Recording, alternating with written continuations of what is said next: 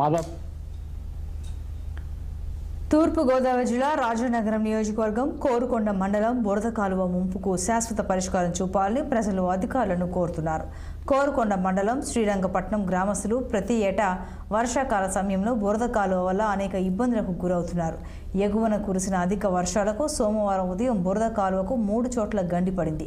శ్రీరంగపట్నం బ్రహ్మంగారి కాలనీలోకి వరద నీరు ముంచెత్తింది. ఈ ఏడాది 3వసారి బురద కాలువకు గండిపడిందని ప్రజలు వాపోతున్నారు. ఇళ్లలోకి వర్షపు నీరు వచ్చి చేరడంతో అనేక ఇబ్బందులకు గురవుతున్నారు.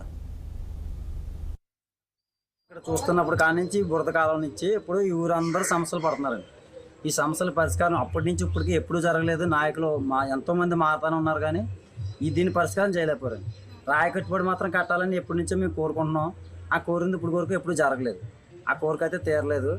బస్తాలు వేస్తున్నారు, ఇప్పుడు మళ్ళీ వేస్తారు. 2 రోజుల్లో వరద తగ్గిపోద్ది. వరద తగ్గిపోతే వేస్తారు, మళ్ళీ 4 రోజుల్లో వర్షం వస్తే మళ్ళీ పడిపోతాయి బస్తాలు. అవి బస్తాలు మాత్రం ఉండవు. ఎప్పుడైనా సరే శాస్త్ర పరికరం మాకు చేయాలనుకుంటే రాయి కొట్టుబడి మాత్రం మొత్తం కడకే కట్టాలండి. ఆ కొట్టు మొత్తం కన్నుంచి కడకే కట్టాలి. మాకు బియ్యం ప్యాకెట్లు ఏమి ఇవ్వద్దు, ఏమి ఇచ్చినా కానీ ఉండవండి. ఒక్కరోజు తిండికి మాత్రమే సరిపోతాయి. చిన్నపిల్లలతో ఉన్నాం, ఇక అన్ని పాములు వచ్చేస్తున్నాయండి, ఉండలేకపోతున్నాం. అసలు మాకు ఈ సహకారం అందిస్తున్నారు కానండి, సగమే అందిస్తున్నారు, సరిగా అందుతా లేదండి.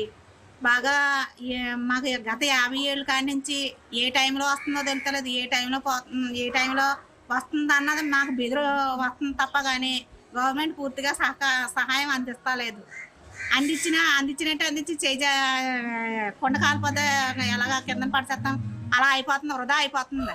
గట్టిగా మీరు ఏదైనా మా వైపుకి రాకుండా సహాయం అందిస్తారని గవర్నమెంట్ గారిని వేడుకొంచున్నాము. ఇది చిన్న విజయవాడ బుడమేరు